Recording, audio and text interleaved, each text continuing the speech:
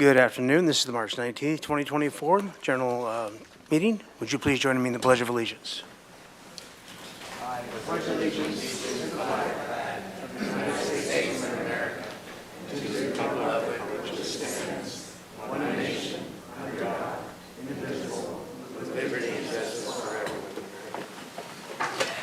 Mr. Clerk, would you call the roll, please? Councilmember Harmon. Here. Councilmember Oscar Gutierrez. Councilmember Friedman. Here. Mayor Pro Tem Mike Jordan. Here. Councilmember Snedden. Here. Councilmember Alejandro Gutierrez. Here. Mayor Randy Rouse. Here. And you have an item to read? Yes, item 1, Red Cross Month, March 2024. Mayor Rouse, before we do that, we need to do something.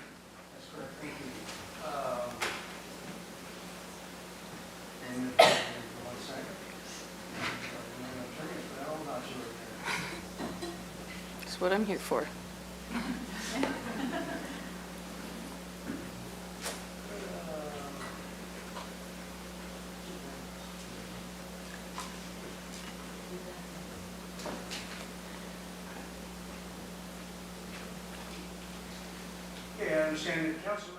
I understand that Councilmember Oscar Gutierrez would like to participate remotely due to an emergency circumstance that has arisen after the agenda was posted.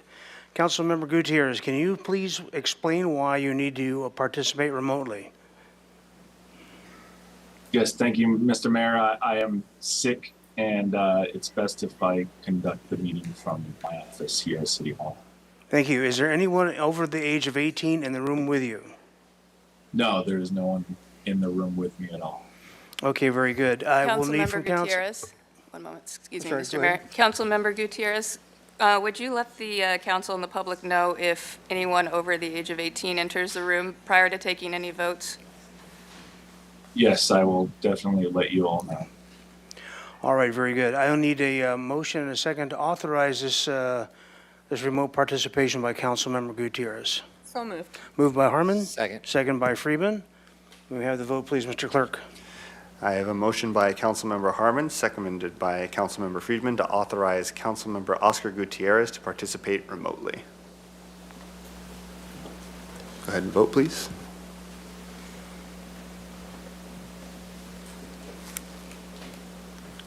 And the vote passes unanimously. Thank you. Okay, now, would you read the next item? Yes. Item 1, we have Red Cross Month, March 2024.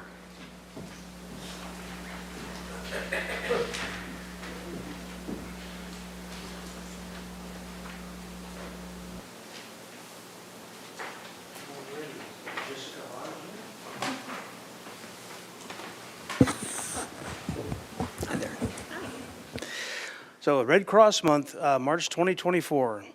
Whereas the American Red Cross was founded in 1881 by Clara Barton, who turned her personal passion for helping others into a larger mission to prevent and alleviate suffering everywhere. And whereas today, millions of Red Cross volunteers across the globe give blood, donate financially, and/or learn life-preserving skills through the Red Cross. And whereas the humanitarian spirit, the act of coming together in times of crisis to care for one another, is the foundation of the Santa Barbara community that is exemplified by the goodwill of local Red Cross donors and volunteers. And whereas Red Cross volunteers give hope to the most vulnerable community members in their times of greatest need by providing emergency shelter, offering food and comfort to families devastated by local disasters, supporting military families and veterans, saving lives with emergency response skills and first aid, and donating essential blood for use by trauma victims, transplant recipients, and cancer patients, among others, and delivering international humanitarian aid. And whereas the city of Santa Barbara joins communities nationwide this March in recognizing the heroes of the American Red Cross who work together to alleviate a human suffering and advance the noble legacy of Clara Barton, who said, "You must never think of anything except the need and how to meet it." Now, therefore, I, Randy Rouse, by virtue of the authority vested in me as the mayor of the city of Santa Barbara, do hereby proclaim March 2024 as Red Cross Month, commending the efforts of those who serve the organization, and encouraging community members to get involved and support the humanitarian mission of the American Red Cross. Congratulations. Would you like to say a few words? Sure. Well, first of all, I want to thank the council for this proclamation and for all your support. The Red Cross cannot function without these type of partnerships, and we have been in Santa Barbara now since, I think, the mid-'60s. 1917. Well, Bill, I don't think you were there, I were you, wasn't Bill? personally there, but 1917 is when we started in Santa Barbara. Happens to me all the time. So, exactly, and we can't, all this is done by 99% volunteers here, and so we want to thank you for your support and thank the community here of Santa Barbara. Thank you. Thank you. All right, very good. Madam Administrator, are there any changes to the agenda? No changes to the agenda, Mr. Mayor. Okay, thank you. And Mr. Clerk, do you have some items to read on the consent calendar, please? Yes, Mr. Mayor. Item 2 is subject to increased grant funding and authorize additional work for the Cabrillo Boulevard and Union Pacific Railroad Bridge project and the Los Patos Undercrossing Replacement Project, resolution and agreement. That council adopt by reading of title only a resolution of the Council of the City of Santa Barbara amending resolution number 23-076, adopting the budget for fiscal year 2024 to appropriate funds for the final design of the Cabrillo Boulevard and Union Pacific Railroad Bridge and Los Patos Undercrossing Replacement Project. Item 3, subject adoption of 2022 through 2025 Police Officers Association Bargaining Unit Memorandum of Understanding Resolution. The recommendation that council adopt by reading of title only a resolution of the Council of the City of Santa Barbara amending resolution number 23-081, the position and salary control resolution for fiscal year 2024, affecting the salaries of certain classifications in the Police Officers Association effective March 23, 2024. Item 4, subject extending local emergency declaration resolution. Recommendation that council adopt by reading of title only a resolution of the Council of the City of Santa Barbara extending the declaration of local emergency pursuant to Government Code Section 8630, proclaimed by the Director of Emergency Services on February 1st, 2024, and ratified by the City Council on February 6, 2024. Item 5, subject update resolution to invest in the Local Agency Investment Fund resolution. Recommendation that council adopt by reading of title only a resolution of the Council of the City of Santa Barbara replacing resolution number 07-74, authorizing investment of city monies in the Local Agency Investment Fund. Item 6, subject records destruction for the city clerk's office resolution. Recommendation that council adopt by reading of title only a resolution of the Council of the City of Santa Barbara relating to the destruction of records held by the city administrator's office department in the city clerk's office. All right, very good. Are there any items that need to be pulled by anyone on council?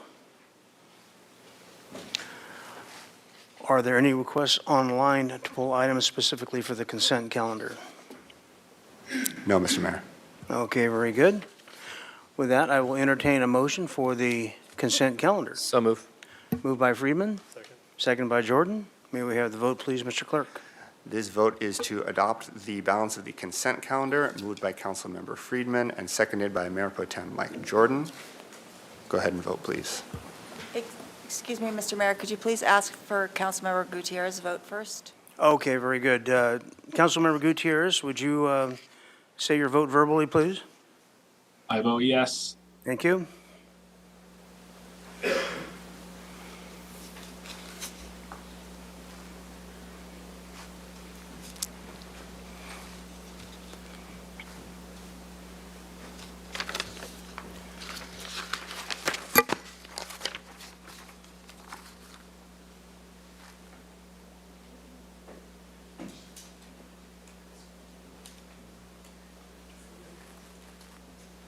Go ahead and vote again, please.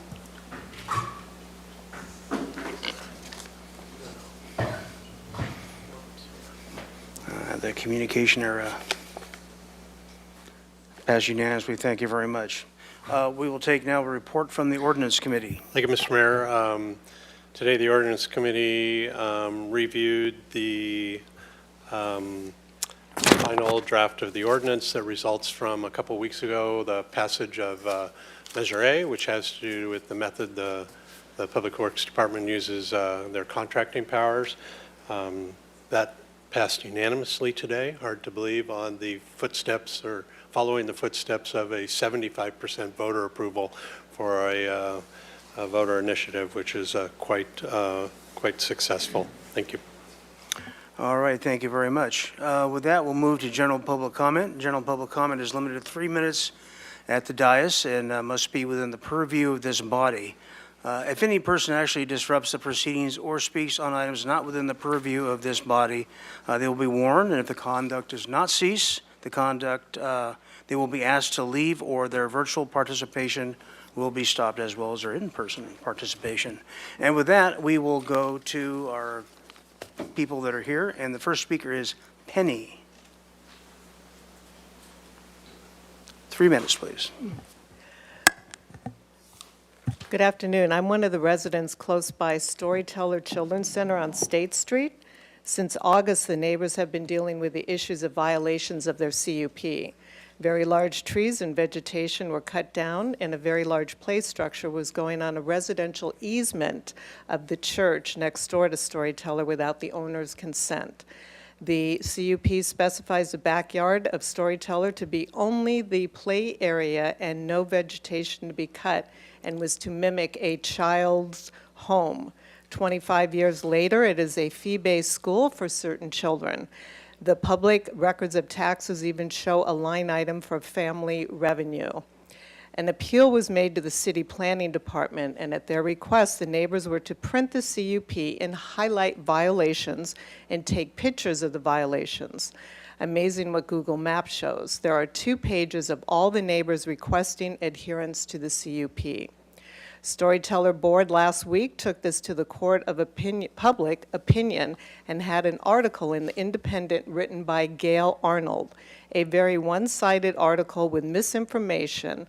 What happened to research unbiased journalism? The city red tagged the structure. What was going up, there were 2 play structures larger than pocket parks with a 1,000 square foot tent as a shade structure over 2 places. So that would be 2,000 square feet of tenting. The story was linked to the Nextdoor app, and the trolls started because one-sided and no mention of violations, a posting of neighboring addresses saying that they must be the ones against the children, and it made us fear for our safety. None of us are against the school. It's for the children's safety to not have illegal, unpermitted structures built by an unlicensed person. I know Mike Jordan chimed in asking why it wasn't brought up to the city council. It was. I was personally here in December. I have personally emailed and left messages with Ms. Harmon, and this is in her district, only to receive an email stating she was not going to get involved in this. This is her district. Storytellers Board was rejecting our request to follow up with the CUP. Now they want modifications for their illegal work.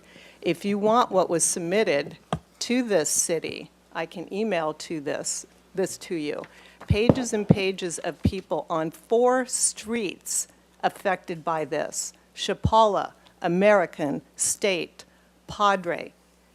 This really needs to be looked into, and we really don't like the fact that the neighbors have to be the one out there policing CUPs. If you make CUPs, make sure you have the staff to follow up with it. Okay, thank you. And if you would like it, I will email it to you. I know, Mike Jordan, you chimed in. Would you like a copy? Thank you. Your time is up. Thank you. Dean Noble? Hi, guys. Greetings from Ealings Park. It's gorgeous. We've put over $500,000 into our trails. We have reopened our tennis center. Total cost of will be about $3.2 million, which is probably about 30 to 40% less than anybody else would have had to pay for it. We had such tremendous community support that we had a lot of VIK donated as well. If you want to come for a tour, granted I'm biased, I think it's the most charming tennis center in Southern California, but we're not finished. We're still raising money for landscaping. Just letting everybody know. We will be raising our monthly rates. Right now they are, if you're a senior, $12.50 a month. If you're an adult, $16 a month. We want to the tennis center to be able to be self-sufficient. So we will be passing that on as user fees for water, for power, for a new staff member, et cetera. When we get that fee structure nailed down, I'll let you guys know what that is. There may be some confusion that people think these are still city-managed courts. Mr. Mayor, your oak tree is thriving up by the playground. You did a fabulous job planting it.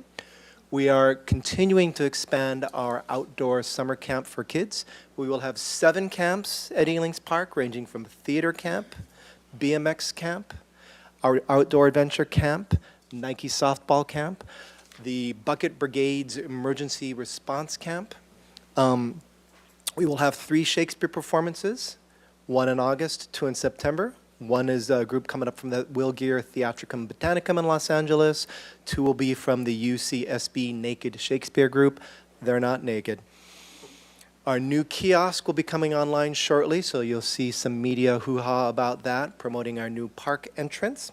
Great Egg Hunt is on the 30th. Mark your calendars. We will be having a few concerts towards the end of the year. Please remember, we've done about a dozen concerts so far with 0 community complaints about sound. Let me know if you want to come for a tour. Sheep will be back in about 2 weeks. Thank you to the Santa Barbara Fire Department for chipping in about 20% of the cost for fire fuel abatement. Ealings Park, Santa Barbara's treasure. Thank you very much. Thank you. Stephen Price?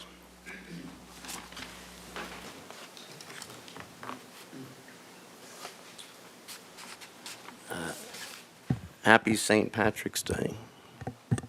And it's better to be in Santa Barbara on St. Patrick's Day than Boston.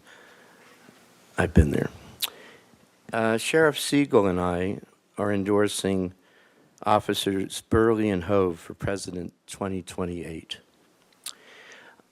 I think this is the only city that doesn't have a newspaper. Since the Santa Barbara News Press is no longer here, we all have to rely on Nick Welsh's Poodle article, and we get very little information from that. So I had to go to the GOAT of real estate. I didn't ask him if I could use his name for this meeting, but we all have a homework assignment to do in Santa Barbara. He gave me the full report.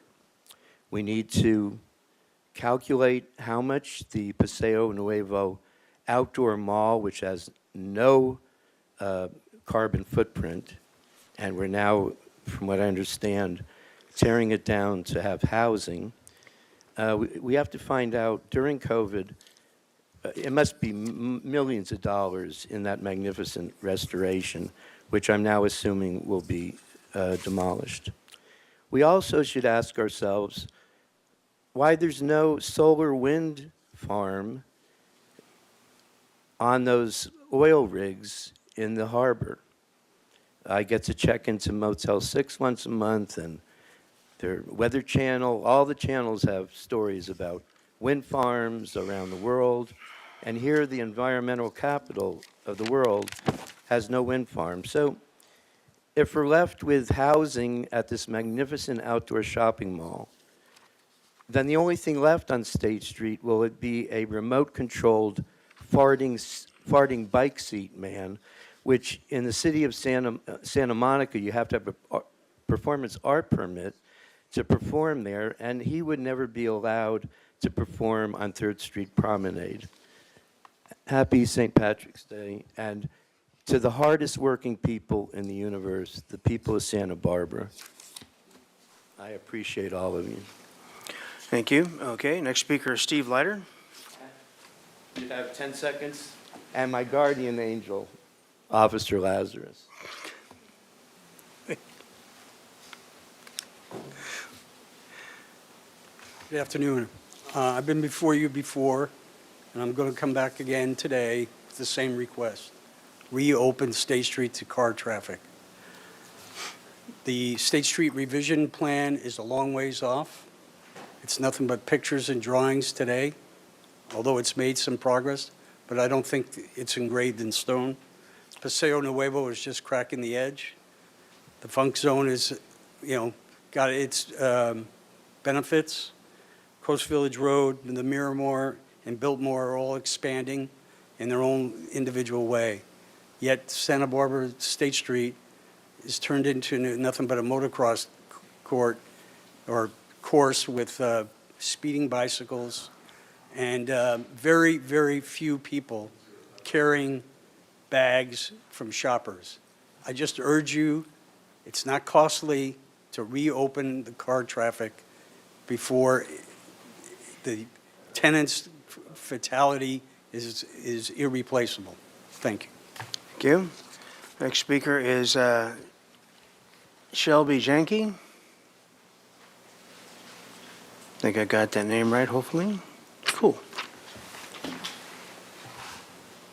Honorable Mayor and City Council members, my name is Shelby Janke from SEPS Planning and Permitting Services. I was asked to be here today on behalf of Storyteller Children's Center, a local nonprofit located at 2115 State Street, which provides childcare services for children experiencing homelessness. As you have heard, we understand there are some concerns from the neighbors, and we'd just like to address that here today. Our office has been working with Storyteller over the last several months to help them obtain a permit to remove an unpermitted shade structure and to replace antiquated outdoor play equipment with new play equipment and improve the safety for children in an existing play area. We've been working very closely with city staff to provide the necessary plans and documents to obtain a building permit to demolish the shade structure, replace the equipment, and repair the existing fence as needed to provide privacy and sound attenuation, all in compliance with the city-approved CUP. We understand there are some concerns regarding the proposed project, and we invite the neighbors to share their questions and concerns with us as we continue the building permit process. The existing play area has been closed since the fall, and it's very important to Storyteller's program that it be back up and functional as quickly as possible for the children. We will continue to work diligently with city staff to obtain the building permit and complete the work as efficiently as we can. We are here today and available to answer any questions that neighbors may have, and again, we invite questions, and we look forward to moving this along and getting the playground back open for children's use. Thank you very much for your time. Thank you. Mr. Clerk, do we have any speakers online for general public comment? Yes, Mr. Mayor, we have one speaker, Aaron Ashland. You could go ahead and unmute yourself, please. Aaron Ashland. Thank you, Mr. Mayor and City Council. Mr. Mayor, is there any way for me to find out how many officers were short? I saw an article from back in 2022. I think you had just become the mayor, and we were down 20%. And isn't it way worse now under your leadership? Will you tell us how many officers were short when you do your section at the end of the City Council meeting? Because I think we'd really like to know so we can prepare for next week. 2, can you please put some sort of sign at the corner of Haley and State by Kraft Ramen?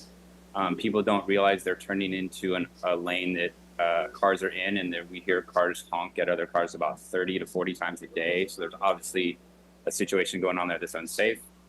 And now I'd like to address the 5 city council members that have supported a vibrant downtown promenade. If you didn't see it last night, then I'll tell you no, it's time for you to step up as leaders and give the SSAC the answers they deserve. You need to get the correct answer and not just our best guess or preference of the loudest people, but actually what is best at creating a vibrant promenade, a dangerous bike lane for pedestrians, which is inclusive. Think ahead a couple of years when Paseo was housing. If you live there, would you want the bicycle freeway and racetrack to be in your front yard? Or would you rather it be accessible to you, like on Chapala? I would imagine you would rather have a slow, safe area in front of where you live instead of having to constantly live in the fear of your dog, your child, your cat, or anything else you might love getting run over. Please be the adults in the room and give the SSAC the answers they need to do their job. Please prove rather than guess at what would be best. We did the walk your wheels on the 500 block for over a year, and the city didn't fall apart and people kept riding their bikes. So why can't we try it again? They can walk their bikes for 1 block or go around the block and use FIG as an option. We really can't afford to get this wrong, so please pilot the closing of the 500 block to bicycles and possibly the 600 block for the rest of the year to see which direction the SSAC should go. You can put up signs again like we did during COVID. Thank you. All right, very good. Are there any further public speakers online for general public comment? No, Mr. Mayor. All right, very good. We'll close public comment, and we'll go to council member committee assignment reports. That's Mr. Friedman. Thank you, Mr. Mayor. I attended the City Library Advisory Board Committee, and they went over the kind of the mission of the board, of the library board, and the library itself. The Long Range Development Oversight Committee, we had a meeting, and we discussed, among other things, implementation of the housing element, and made some recommendations to staff that will be coming back as part of the upcoming budget cycle for more information on just the proper staffing for that department in terms of meeting the timelines that the council wants to establish. So it was a recommendation to get more information as part of that, and the impacts to potentially other departments as well if we were to upstaff that. Attended Beacon, where we discussed the Science Advisory Committee. And then I'll save my community engagements for the end, but I did want to add one right now, just since there's people in the room. I attended and presented a proclamation for the 100th birthday of Art Peterson, and it was hosted by the Pierre Clayson Veterans Foundation. And Art Peterson turned 100, and he is a decorated World War II veteran, served in D-Day as well as the Battle of the Bulge. There was a great crowd for him to celebrate his birthday, and among the dignitaries and notables there was also Sal Perez, who is also a veteran, 105 years old, served in World War II, Korea, and Vietnam, and so it was a real honor to be there with them, Mr. Peterson's family, to present a proclamation on behalf of the city recognizing Mr. Peterson. Thank you. Thank you. Ms. Snedden. Thank you, Mayor Rouse. So we had, many of us attended the State Street, the SSAC meeting last night. A lot of progress, still a lot of details that need to be answered. Just for the public and the council to know, they're going to continue to be small groups meeting and giving feedback, and it will come back to SSAC, and then we'll still go to the community for very broad feedback, and still on track for December 2024, tentatively coming to council. All right, thank you. Anyone else, including Mr. Gutierrez, have any thing to report?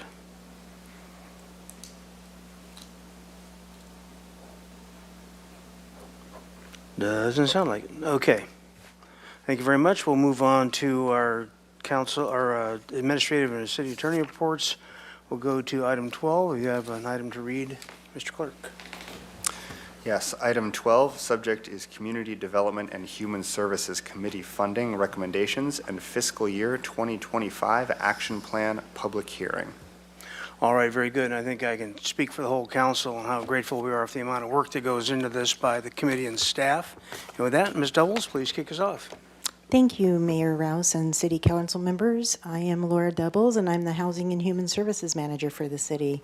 I'd like to also introduce Mr. Ryan Banks, who is our Acting Community Development Program Specialist, filling in for Ms. Thompson right now, as well as Ms. Jen Limberg, who is our Chair of our Community Development and Human Services Committee. Thank you for having us here today. We are very happy to be here to announce our committee's recommendation for funding for a grant cycle for fiscal year 25. And staff recommendation today, A, approve the fiscal year 2025 funding recommendations of the Community Development and Human Services Committee, otherwise known to us as CDHSC, to continue the second year of grant funding for the Human Services and Public Service grants. B, approve the fiscal year 2025 funding recommendations of the CDHSC for use of Community Development block grant funds. Authorize the Community Development Director to negotiate and execute grant agreements and amendments implementing the funding recommendations, subject to the review and approval as to form by the City Attorney. And D, conduct a public hearing to obtain input on the City's annual action plan for fiscal year 2025. So on the screen here, I'd like to kind of explain that there are basically two different funding sources that we look at for these grants. The first is Community Development Block Grant, or CDBG, and this has to be an annual process because it is our entitlement that is given by HUD. And in order to keep that entitlement, we have a requirement that we have to create and submit an annual action plan every year. That annual action plan identifies all the CDBG activities that the city will be taking on annually, and it's in accordance to the city's adopted citizen participation plan. The annual process ensures that we award funding to current community needs and that we meet HUD timeliness requirements. The second funding, it comes from actual funding that the council has committed to human or public service grants. And in October of 2022, the council directed staff to transition that process to a biennial award process instead of annual. So these are given as two-year grants. The city has a mandate to provide a 5-year consolidated plan that details all the CDBG priorities and goals.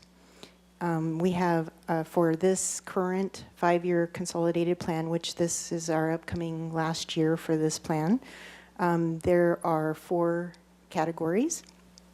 Homeless assistance, where programs that provide services to homeless individuals and families and victims of domestic violence.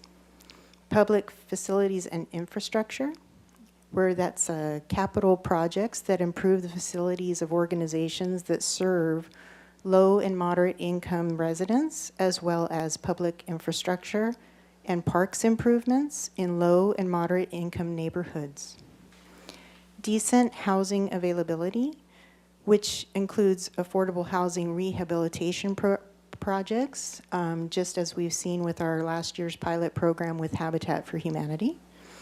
And economic development, which is in support of programs that provide self-employment training and small business loans. For the fiscal year 2025 annual priorities, the council actually added a couple back on October 17th, 2023. And they wanted us to look at more programs for childcare that were projects that expand and develop new or existing child care facilities, for homeless, for projects that serve the homeless, and also projects that serves families and children. Next slide, please. And here is a picture of our current board, our current committee. We have capacity for 13 members. We show 7 here. We had 1 absent, but there's 8 current members right now, so we could use a few more, but that's a pretty good turnout for us.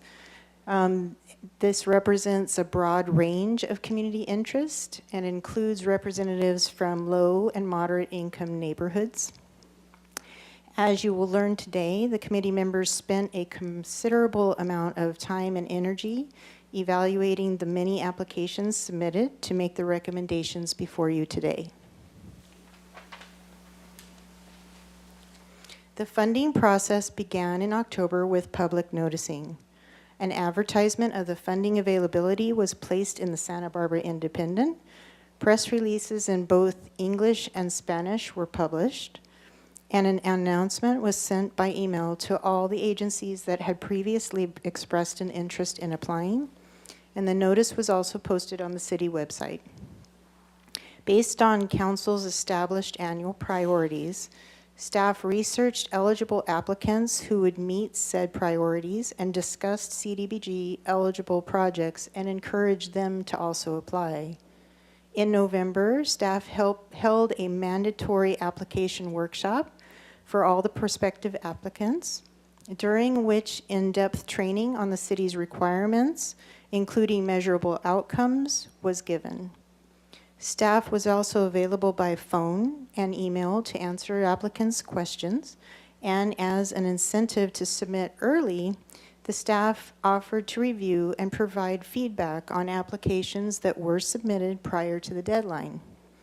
Applications were submitted online via an online software platform known as Neighborly.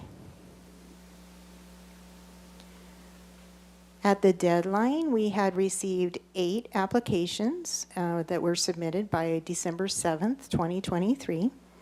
The total requested funding equaled approximately $1.1 million, which exceeded the available funding by more than $500,000. The committee members analyzed each application package, which included a 47-question application form, proposed outcome measures, client demographics, as well as program and agency budgets. The committee spent one evening interviewing those applicants, followed by a second meeting to deliberate on the request before the members made their individual scores. Using Neighborly, committee's members scored the applications based on the applicant's written proposals and verbal presentations, utilizing the scoring criteria approved by City Council back in October 2023. The applicants' average scores were determined using the Olympic method. Under this system, individual committee members' scores are tallied, with the highest and lowest scores amounts removed, and the resulting amount then divided by the remaining number of members who entered a score. A three-member subcommittee was formed, and they formulated the recommendations for the funding amounts for each application using the applicant's Olympic score and prior year funding as a starting point, while considering other important factors such as priority, community need, feasibility, etc. The full committee approved the final recommendations on February 27th, 2024. On this slide, we show a pie chart of the total available amount of funding. The funding, as I mentioned, originates from 2 sources: the City Human Services Funds and the federal CDBG funds. Human Services funds, shown here in green, are general funds that Council committed in October to support programs that provide direct human services to low-income city residents. The funds shown in orange are CDBG funds. That's our entitlement that we get every year. This is an estimated amount, though, as we have not received the actual amount yet from HUD. Should be coming out any time now. And since the actual allocation amount has not been released by them, this is a status quo amount from last year. The smaller amount in the red is estimated program income repayments, and the blue are prior year unexpended CDBG funds that will be made available again to be allocated during this cycle. Combined, there is just over $1.6 million estimated to allocate. And on this screen, it shows that our total public and human services available amount is $600,779. And this amount includes the unused CDBG funds of $30,913 that we mentioned on the prior screen. And the city actually received 7 applications for capital improvement requests and 1 for economic development application. And the total requested was $1,112,459. And with that, I'm going to turn the rest of the presentation over to Mr. Banks. Thank you.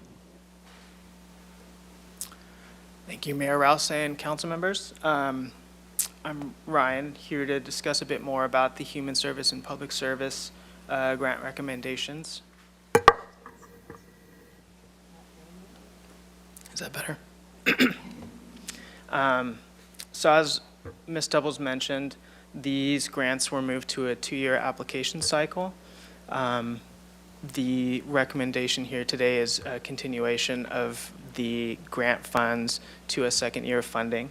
As part of the committee's recommendations, they conducted site visits and reviewed the performance reports of grantees that previously received human service or public service funds. Staff and CDHSC is requesting council's continued appropriation of $726,150 for the public service and human services grants for fiscal year 25. Again, as mentioned previously, at the time the recommendations were developed, HUD had not yet released the city's CDBG allocations for fiscal year 25. And so the committee developed and voted on a contingency plan in the event the actual CDBG funding comes in higher or lower than the estimate. And the contingency plan is as follows. If the funds come in higher for our public and human services grants, the excess available funds would be distributed equally to applicants who did not previously receive 100% of their original grant amount, request rather. And then for our capital and economic development grants, the excess available funds will be added to We Cares grant. If the increased funding is greater than $16,000, the committee would reconvene to make a revised recommendation. And then if funds are decreased or lower than our estimate, for our public and human services grants, we would deduct the amount equally from all of the grantees, and the $9,000 minimum grants rule would be waived as needed. For capital and economic development grants, the decrease in available funds would be taken from the amount of funds granted to We Care. And again, if the deficit is greater than $16,000, the committee would reconvene to make a revised recommendation. The recommendation report in its entirety is available for review on our website, www.santabarbaraca.gov, and also upon request to city's CDBG staff. The full funding recommendation report details the funding process, the application process, and as well as summaries of all of the grant applications that were received.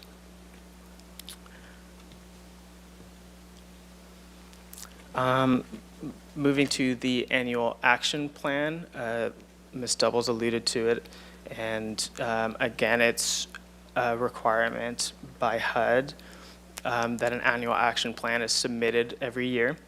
The document is meant to identify specific activities that will be undertaken with the CDBG funds that support the strategies and goals established in the 5-year consolidated plan. This year's action plan will cover the period of July 1st, 2024 through June 30th, 2025, and would incorporate the fiscal year 25 funding recommendations discussed today.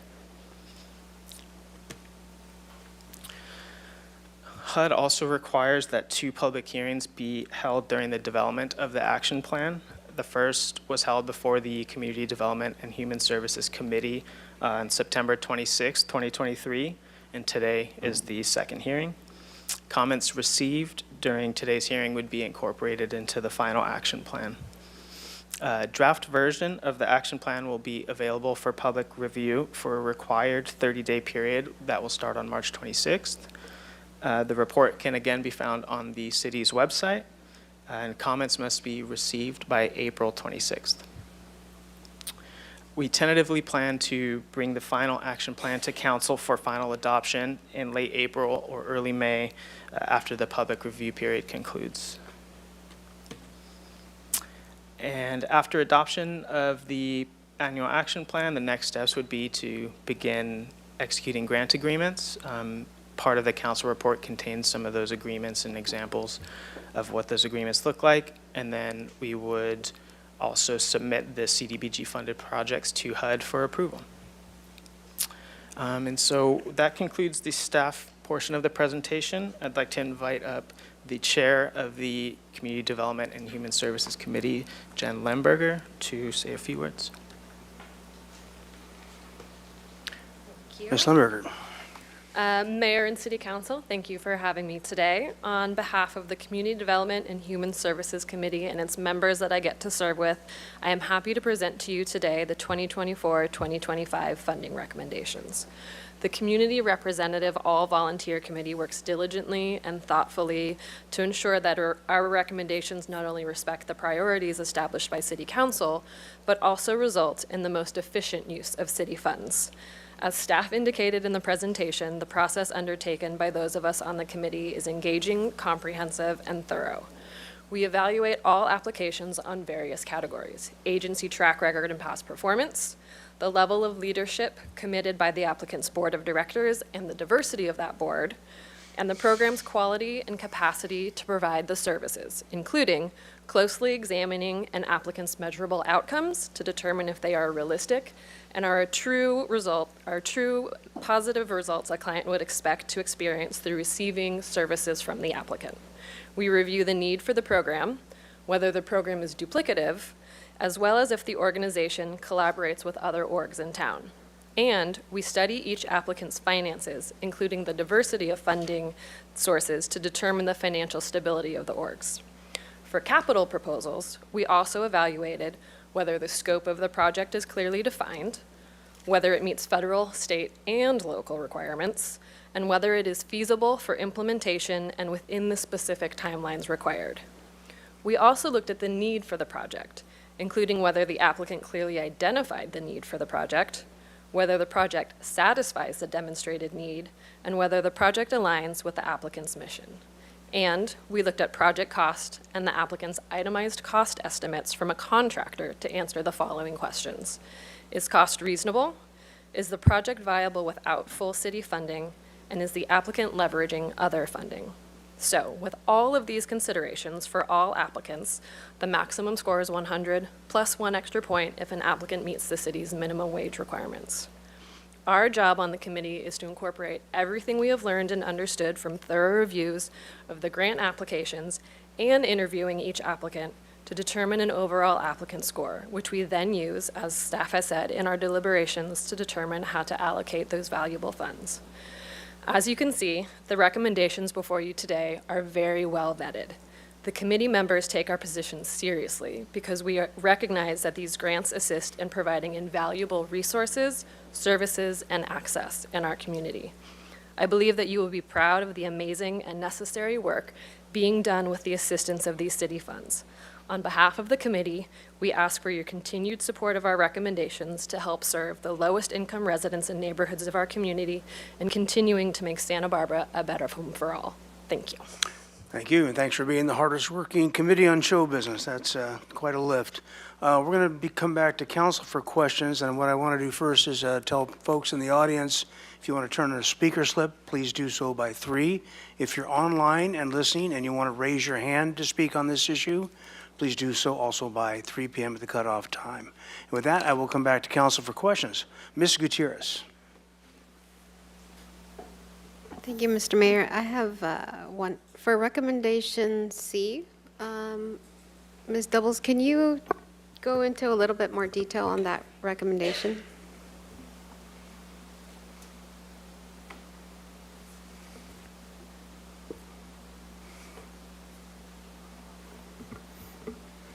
And then in your explanation, sorry, if you could just give, an example of when this authority would be used and why you're recommending this specific recommendation. Thank you, Mayor Rouse and Councilmember Gutierrez. So C is actually giving our Community Development Director the ability to negotiate and execute grant agreements and amendments implementing the funding recommendations.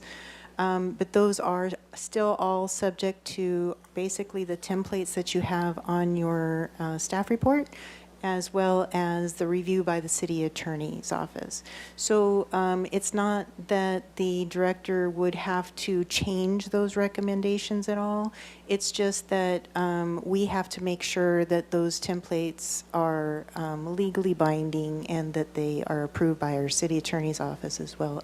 And then he actually signs those agreements. Thank you for that clarity. Yes. Any further questions from council? Mr. Jordan. Stubbles, just wondering what the explanation is on that Turner Foundation line. So there's 8 applicants, 7 of them were awarded, and the Turner Foundation was higher than the 8th applicant, but do they need to get all their money to be effective and there was just no money left? Is that the explanation? Thank you, Mayor Rouse and Councilmember Jordan. So with the Turner Foundation, the work that was needing to be done was real extensive. We had some of our building staff go with our own staff out there to take a look, and they recommended that there would have to be an exploratory permit that would need to be done first to even know kind of what they would need as far as a permit was concerned. The problem is that with HUD, we have a timeliness requirement, and it's very, very short. And if we cannot meet that timeliness requirement, then we're red flagged and we're given notices, and our city administrator gets that notice, and then basically we have to have monthly meetings with the HUD rep, and then we could be in jeopardy if we, after a couple of years of that, don't meet it. We could be in jeopardy of not getting our funding, our Got it. allocation. So like good project, not shovel ready. That's Exactly. like kind of in our speak. Okay, Right. thanks. Mm-hmm. All right, very good. And if there are no further council questions, we'll move on to public comment. And Mark Sabin.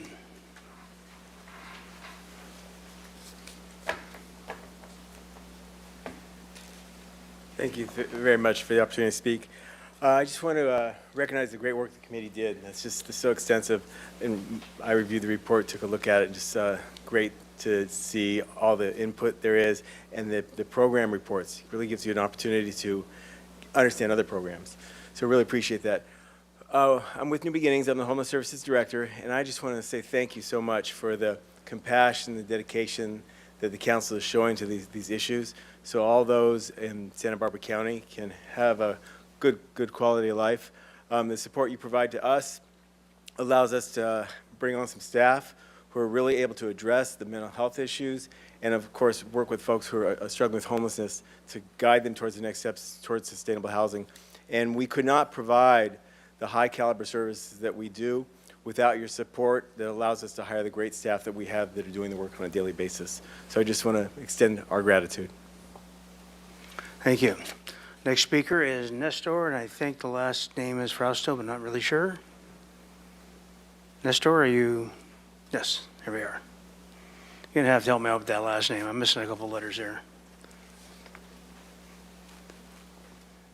That was actually really good. I Okay. played baseball in high school, went up to bat 4 times, and got my last name pronounced 4 different ways. So you did a great job there. Thank you, City Council. Thank you, Mayor. Really want to just echo the sentiment of the committee and all the work that they did. And there are many compelling applications, not just our organization, which is standing together to end sexual assault here in Santa Barbara. And we just want to express our gratitude for your guys' continued support. Well, 1 in 3 women and 1 in 6 men experience sexual assault in their lifetime. 83% of that is before the age of 25. And if somebody's experiencing or living below the poverty line, that doubles their chances of experiencing. So these funds that are in the recommendations will help us to provide the services of our crisis intervention program for the city of Santa Barbara. So we're just really thankful and want to express our gratitude for everybody's hard work with this grant. Thank you. Barry Shore. Good afternoon, Mayor Rouse, esteemed council members. We are certainly very supportive and appreciative and thankful for the support of the Community Development and Human Services Committee on our 2 proposals for photovoltaic solar panels on the roofs of our 2 low-income mentally ill housing programs, the Arlington Apartments and the Hollister Apartments. We've been hoping to be able to do that for quite some time. The savings from those utility reductions will go toward expanding our feeding program and our personal needs program for our tenants that live in those buildings. But that's not why I'm really here. I'm really here because you have some of the most phenomenal staff I have ever had the privilege in my 120 years working with the city to work with. Ryan Banks, Lindsay Drews, Laura Doubles, every step of the way with our applications, they have held our hand, they have been responsive, they have answered the phone, they respond to emails, some of them even respond to emails on weekends, which they probably shouldn't, but they have been there every step of the way for us, and I cannot thank them, and I know you must appreciate them as much as I do. Secondly, and I'm sorry to mention you again, Laura, but Laura and Sarah and Tava, we have gone through a nightmare for the last 12 months with our new building project that many of you supported to be able to consolidate and accept all of our state and local grants for our new construction project. And if you're anywhere near Chapala and Anapamu, you'll see our 10-story tower crane that's up there now as we proceed. But without all of their assistance with all of those crazy grants and putting them all together and making it work on title, we would never be breaking ground and getting that project going. So thank you all. I couldn't ask for a better city to work in and more support than we get from all of you. So thank you again. Well, thank you for the kind words. Refreshing from time to time to get that, isn't it? Mr. Clerk, do we have any speakers online? Yes, Mr. Mayor, we have one speaker online, Hannah Rickman. If you can unmute yourself, please. Hannah Rickman. Hello, Honorable Mayor and esteemed City Council members. My name is Hannah Rickman, and I am a grants coordinator for the Food Bank of Santa Barbara County. I also want to say thank you very much for your time and consideration of continued human service funding. We also want to say thank you to the Community Development and Human Services Committee for their hard work and assistance. We are deeply grateful for the support of this committee and the City Council. The mission of the Food Bank of Santa Barbara County is to end hunger and transform health of the Santa Barbara County through good nutrition. While the pandemic may feel far behind for some, at the food bank we are seeing similar high client attendance as during the pandemic. This high level of need is not unique to Santa Barbara. The USDA released their results of the 2022 Household Food Insecurity Study this fall, and the staggering findings reflect the level of need the food bank has seen in our community. Results reveal that 1 in 7 people nationwide, including 1 in 5 children, live in food insecure households, which is a 31% increase for all people and a shocking 44% increase of all for children experiencing hunger from the previous year. In order to respond to the continued elevated need we are seeing in our community and reach more neighbors, our program staff have been working hard with our partners to expand programming by about 30%. We have continued to see the ways that we can quickly and effectively rise to the challenges in front of us and meet the nutritional needs of the city of Santa Barbara, regardless of the circumstances. However, this has only been possible with the gracious support of our neighbors and friends, which is why support from the city of Santa Barbara has been truly critical and appreciated. Thank you again for your ongoing support of our work to fulfill our promise to transform hunger into health in Santa Barbara County. Thank you. Thank you. Next speaker online, please. Catherine Fuentes, if you can go ahead and unmute yourself, please. Catherine Fuentes. Thank you. Good afternoon, Honorable Mayor and members of the City Council. My name is Catherine Fuentes, and I'm the Community Impact Senior Manager with Upwards, or We Care. Upwards is the largest and fastest growing childcare network in the nation, partnering with municipalities at all levels of government to address the childcare crisis at a local level. Currently, there is an estimated 4,236 children between the ages of 0 and 5 in the city, with only about 2,952 childcare slots in the community to serve them. This means thousands of parents are potentially struggling to maintain stable employment, dual-income households, stable housing, and other quality of life needs as a result of lack of accessible childcare. As you know, childcare can be a significant barrier to entry into the workforce, especially for women. Many working parents struggle to balance their job responsibilities with the demands of caring for their children, and in the absence of affordable and quality care options, they are often forced to choose between working and staying home. Addressing these challenges is critical to ensuring that all individuals in Santa Barbara have the opportunity to participate in the workforce and reach their full economic potential. This includes promoting policies that support working families and prioritize childcare providers who are the foundation of a healthy workforce. You will see that our application initially is requesting to support over 30 microenterprise childcare providers. However, we are being recommended to fund a fraction of those. We are encouraging Council to continue to support their initial direction to increase support for children and families in Santa Barbara. We've received CDBG funding with multiple communities across the country, launching various programs in partnership with cities and counties in California that really demonstrate the proven model of our programs. There are 49 microenterprise childcare providers in Santa Barbara, with only 7 of those providers actually operating at maximum capacity. That's 14%. So we would like to support as many of those providers as possible. But we thank you for this tremendous opportunity to support this amazing community of people who have quietly dedicated their lives to improving the lives of those around them. Thank you so much to the staff and to the council for your time. Have a wonderful day. Thank you. Are there further speakers online, Mr. Clerk? No, Mr. Mayor. Okay, very good. And with that, we will bring it back to council. Mr. Jordan. Thank you, Mr. Mayor.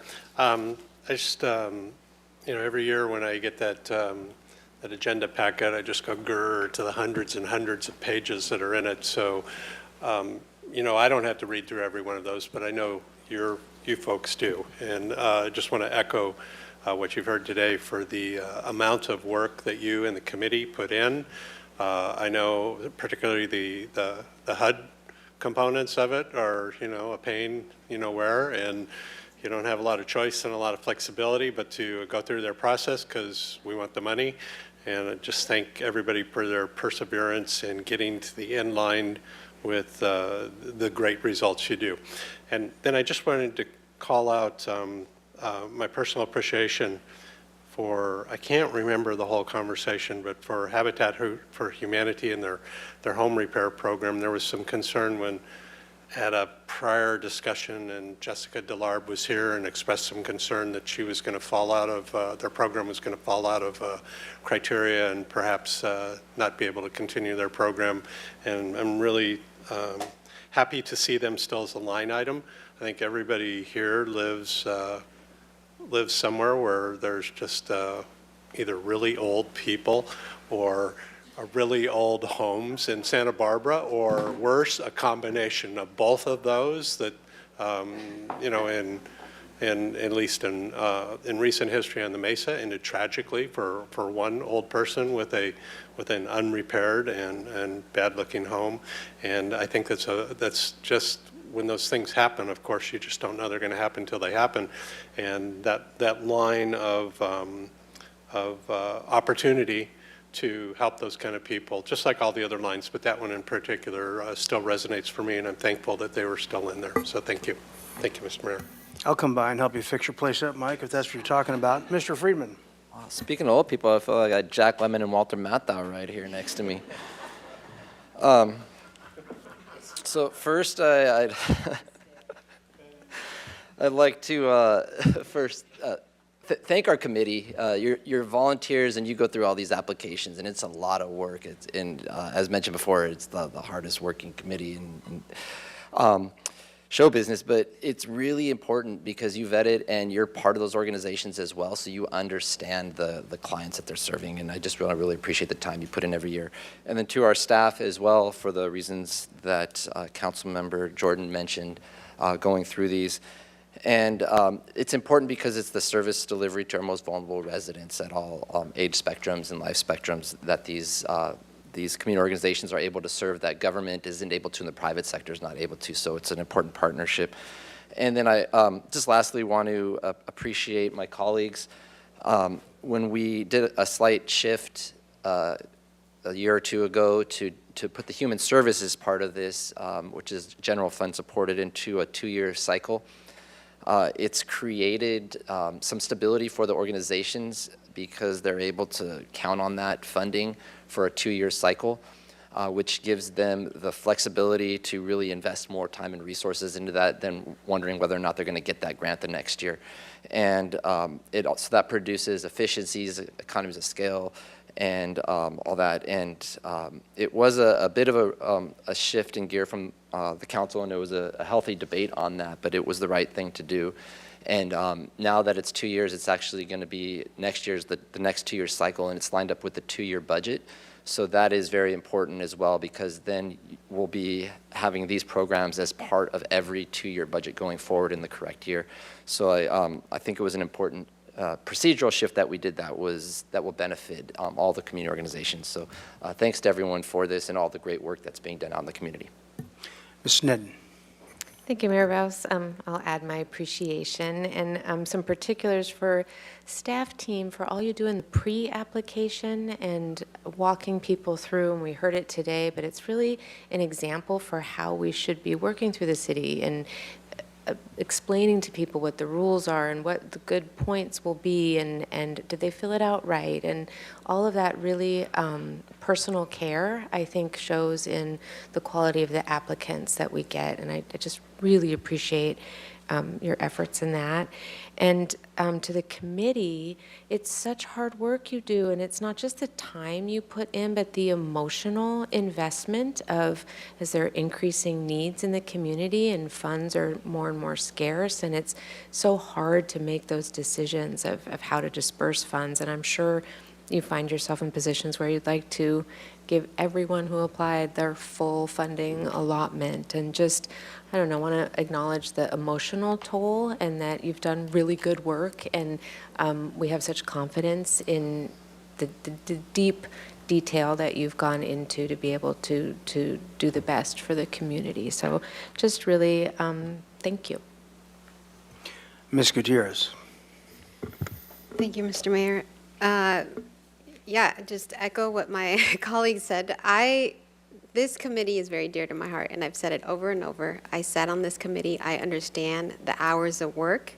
And I really want to appreciate the committee members for explaining to the larger community how in debt you guys look into these applications. And we live in a city where we have a lot more nonprofits than other cities, and there's also this stereotype that there's certain nonprofits that get privilege over others. And to hear that you guys really went into debt and researching, and you kept in mind the greater good. So thank you so much. Thank you for your time, and thank you for city staff.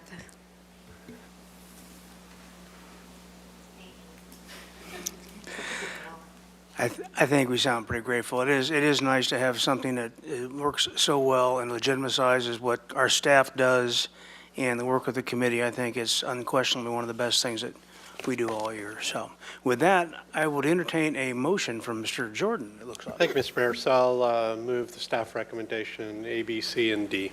I'll second. Second by Ms. Gutierrez. Very good. Any more discussion on the motion? Mr. Mayor, we'll need a voice vote from Councilmember Oscar Gutierrez. That's correct. Mr. Gutierrez, would you like to weigh in, please, on vote? I vote yes, thank you. Thank you. Okay. This vote is to adopt the recommendation moved by Councilmember Jordan and seconded by Councilmember Alejandro Gutierrez. Go ahead and vote, please.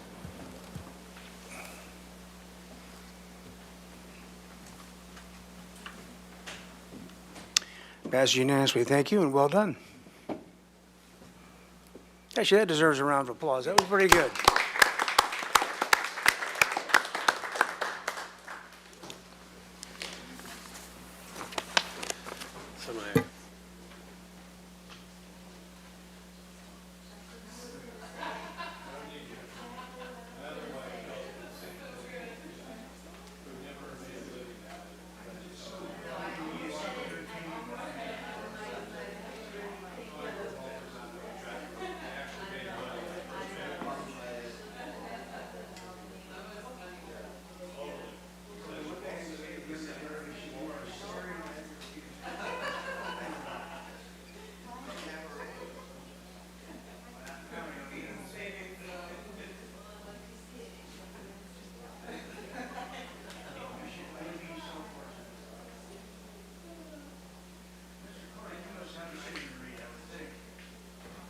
I would We think. have Mr. item Clerk? 13, subject 2023 General Plan Annual Progress Report. Okay, Mr. Gullett. Good afternoon, Mr. Mayor and council members. We are here today to talk about the 2023 annual progress report for our general plan. We've only been doing this for a few years. It wasn't a requirement for charter cities until recently. In the past, this has been on consent, but we were asked to be on the administrative agenda today. Ms. Jillian Ferguson is with me, and she'll be giving the staff presentation. And if you could bear with us a moment, we're getting that loaded.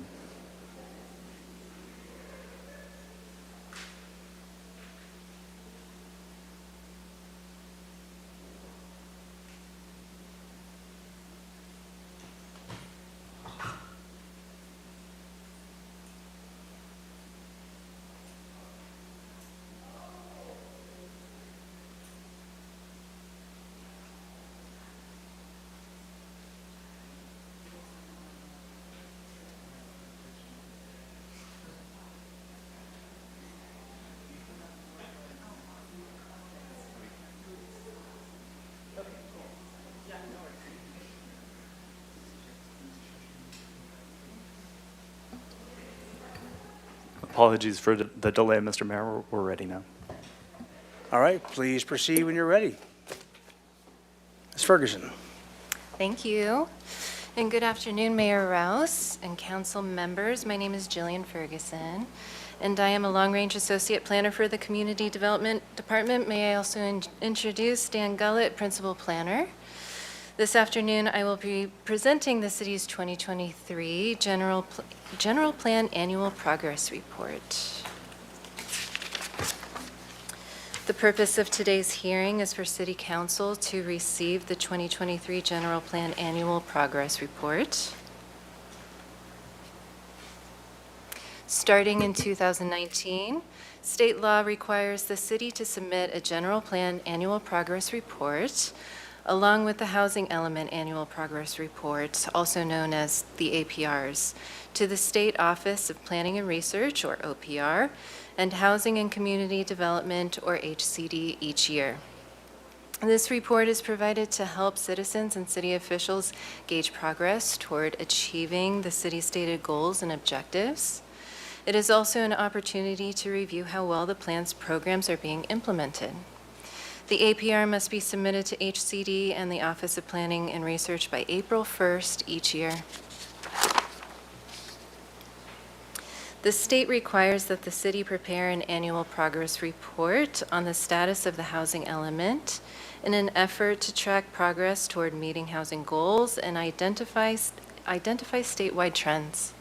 The city follows instructions using forms and definitions adopted by HCD. State law requires each city and county to adopt a general plan that addresses 7 topics, typically referred to as elements. Additional topics or general plan elements may be included. The law also requires general plans to be comprehensive, internally consistent, and provide a long-term perspective. The city's general plan, sometimes referred to as the city's blueprint for growth and development, informs the city's efforts, ensuring sound and comprehensive progress.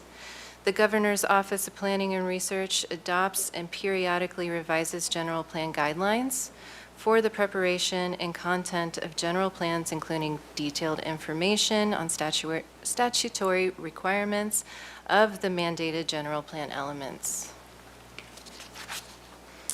Now I will discuss 2023 housing trends and progress toward RHNA. Every 8 years, future housing needs are determined for each region of the state based on growth over a specified period of time through the Regional Housing Needs Allocation, or RHNA process. During the current 6th cycle, or 6th required update since Housing Element Law was revised by state legislature, the Santa Barbara County Association of Governments, or SBCAG, identified 8,001 housing units. I mentioned earlier that the 6th cycle housing element was recently adopted and certified by HCD. The housing element must ensure that adequate land is zoned to accommodate projected housing development and include housing programs that promote and facilitate housing construction at all affordability levels. It's important to note that housing production is tracked by local jurisdictions and the state. However, there is no requirement to produce housing associated with RHNA. The city relies on private and nonprofit housing developers to bring projects forward. In 2023, 223 units were permitted in the city, of which 35 are affordable. Consistent with previous years, ADUs were the predominant housing application type submitted, totaling 125 units in 123 permitted projects. 84 permitted units and 4 multi-unit projects and 9 single units were also permitted in 2023.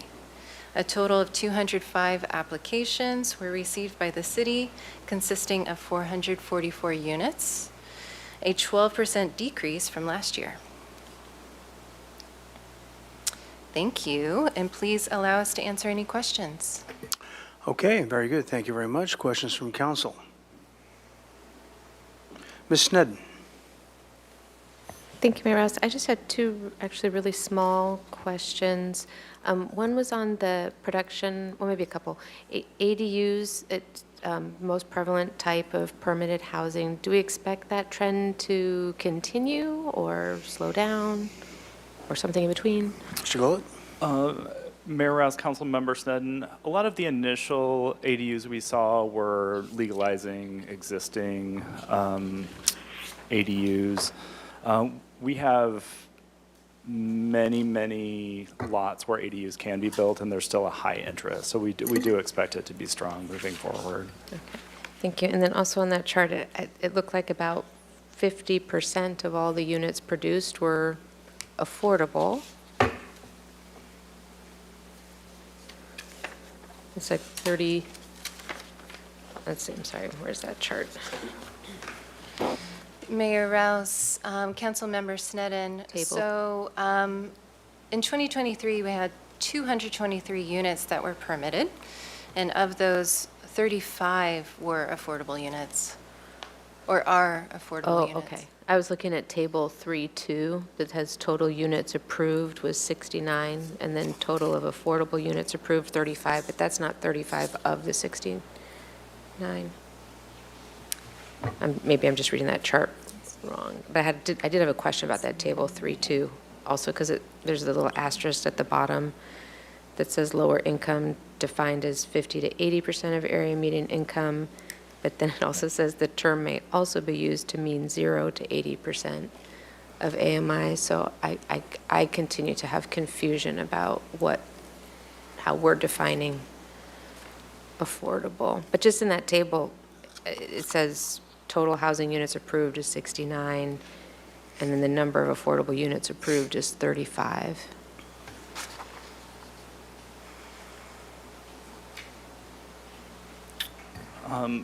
Mayor Rouse, Councilmember Snedden, there's different categories of units in here. We have permitted, which the state defines as when a building permit is issued for that. The approved is, if I remember correctly, is when there's a discretionary application like the Planning Commission takes action on. So it's a subset of the total. Okay, so then actually that adds to my confusion about table 3.2. So maybe I could ask you more detail about it, but I think it's, or maybe I'll make a comment that I think it'd be good maybe to have some clarification on that. And then that asterisk at the bottom, the lower income, saying 50 to 80%, but then may also be used to mean 0 to 80. If you could just kind of clarify that for me. I don't know what that means.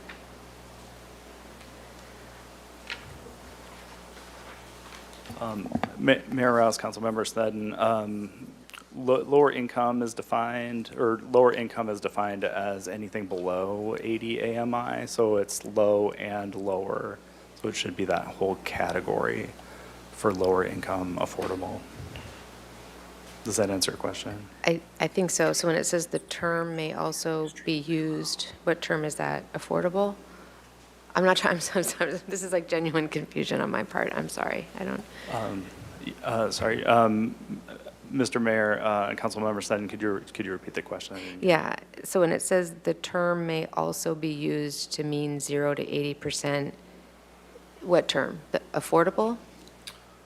So lower income. So lower income includes low income, which is 50 to 80 AMI. Lower income, which is 30 to 50 AMI, and there's a category below that, which is 0 to 30, extremely low. Oh, so this asterisk is defining the term lower income. Correct.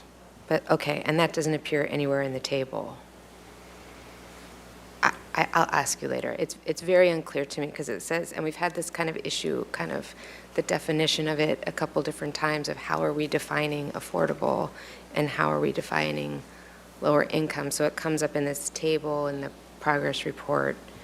And I guess I'm still not clear on the answer, so I'd imagine maybe other people aren't as clear either. Just, sorry, I didn't mean to, I thought it was going to be a straightforward answer. Sorry there. Those are my only questions. Sorry, wait, I did have one more about the Affordable Housing Trust Fund is in progress, and I was just wondering when we get to consider it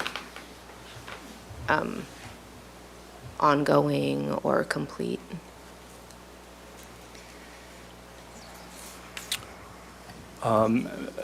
Mr. Mayor, Councilmember Sutton, the year in which it is complete and effective, which if it was 2023, we can still correct that for the state. Thank you. Ms. Gutierrez. Thank you, Mr. Mayor. One of my questions got answered. In slide 8, 20% decrease from 2022. Did you guys find any patterns of why that was happening, or just give a little bit more explanation? Mayor Rouse, Councilmember Gutierrez, that's a tough one. Just based on the amount of projects we received. So this is based on the volume of just sheer applications that we received. So those applications could have been permitted, they could still be on hold. But the applications that we received, yes, like you mentioned, there's been a 12% decrease. And it's hard for us to determine why that is. This is just a random question. Do you think it had to do that it was getting close to the time where council had to decide to move forward with this program or not? To extend we had discussion on it to see if we were going to continue moving on. Mr. Mayor, Councilmember Gutierrez, I haven't heard that from the development community. Permitting activity does ebb and flow quite a bit from year to year. So 12% is, it isn't as much as we've seen this swing in previous years. Could I ask what type of feedback you have received from the development community on this ADU process? Mayor Rouse, Councilmember Alejandro Gutierrez, we're getting a little bit off topic. Okay. That's Very good. Mr. Friedman. Thank you. Don't go anywhere, Ms. Ostranger. I'm going to keep it on topic, but I just wanted to reference the Planning Commission hearing on this. So just to clarify, this document is backwards looking that we're talking about for the previous year we completed, correct? That's correct. So if we wanted to look at any policy changes in terms of meeting our goals, that would be something at a future hearing that the council would need to discuss at that time. Yeah, Mr. Mayor, Councilmember Friedman, that's correct. Okay, perfect. That's all I wanted to say, because I know at the Planning Commission hearing it got into looking forward, and there will be a time to look at how we can do that later. So thank you. All right, very good. Mr. Gold, you mentioned some of the existing ADUs that were brought into compliance. Did they count before as units, or now that they're out of the closet, are they now counted as inventory for the purpose of our housing stock? Mr. Mayor, when they're permitted, we get credit for those against our RENA. Right, so we do, okay. So when they come into compliance, then they are a new unit, basically? That's correct. Okay, very good. And, yeah, because I was kind of thinking also about covenant restrictions. When affordable is covenant restricted, there's no other, I mean, I was thinking back to when we first came up with AUD, that hot dog affordable by design, which turned out to not really be that affordable by design. So strictly it is by covenant restriction, and that's when we can classify it as affordable. Mr. Mayor, that's generally correct. We can treat ADUs differently if we see a pattern in ADUs. Oh, okay. Interesting. Okay, very good. I don't think, do you have any questions online? No, Mr. Mayor. There's no speaker's lips, okay. If anybody would like to make any wrap-up comments, you're welcome now. Ms. Nedden? Thank you, Mayor Rouse. I love this document. I think we've spent so much time talking about housing, and have just gone through this major housing element update and approval, and so much discussion around that. But I just really wanted to take a minute to talk about all the other things highlighted in here that are incredible. So looking back at it and looking at all of the projects were completed. I mean, things of, historic landmark designations and adding buildings to El Pueblo Viejo, but also the Santa Barbara African American and Black Historic Context Statement was a huge undertaking and really important for our community. And really happy to see the updates to the guidelines for archaeological and tribal resources, right to counsel, local housing trust fund, daytime navigation center, State Street master planning, and just a huge undertaking of the housing element update itself. So I feel like we have talked very in depth about that. So my question was just a brief one. I didn't really want to derail into the housing discussion for this, but also the hazard mitigation plan and all of the updates with sustainability and resilience. And then on the city projects that are completed, the climate action plan and in progress is a huge undertaking and really underpins all that we're doing throughout the community. And then all of the transportation projects and the east side, west side, the roundabouts and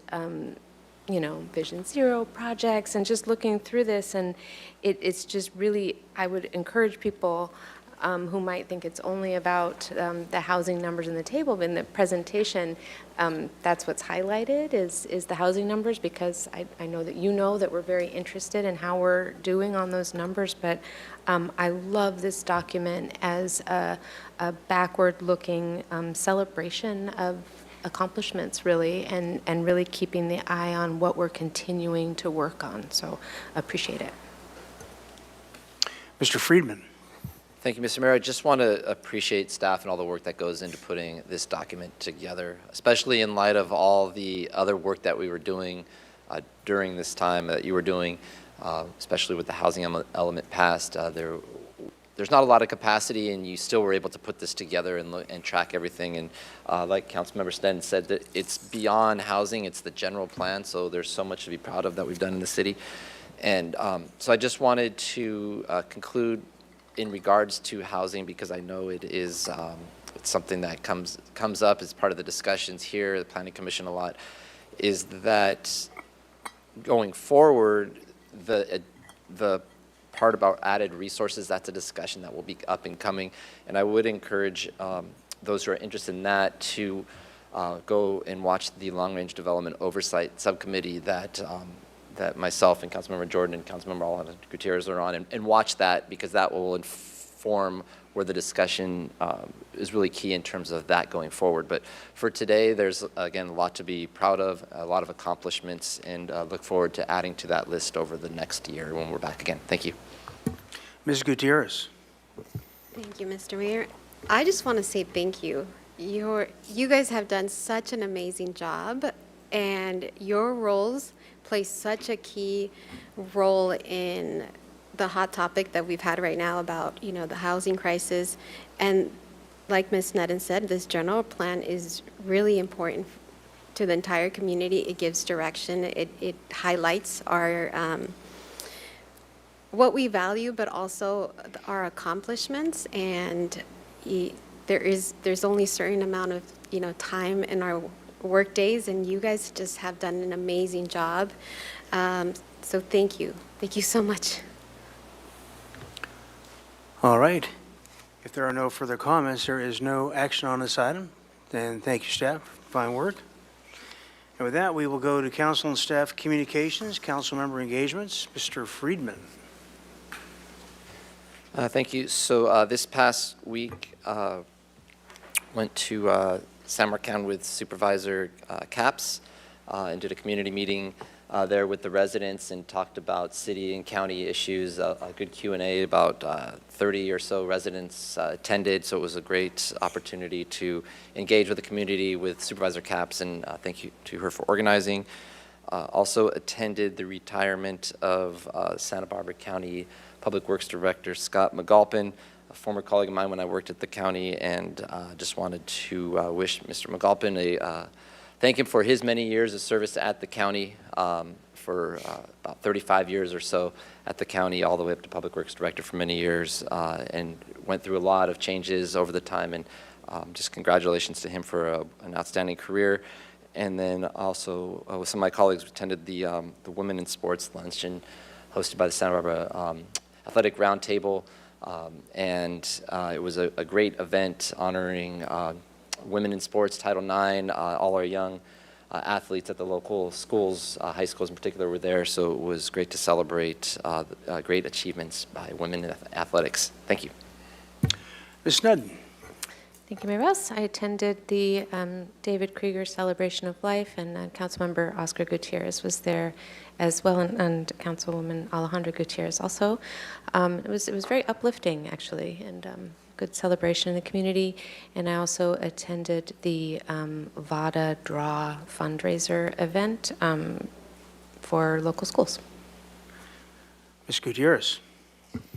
Thank you. I was a guest speaker at Santa Barbara High School for the AHA program, and I was really impressed how students are very much engaged in our local politics. At that age, I don't think I was that engaged, and just wanted to say thank you for all the AHA coordinators that made yesterday happen.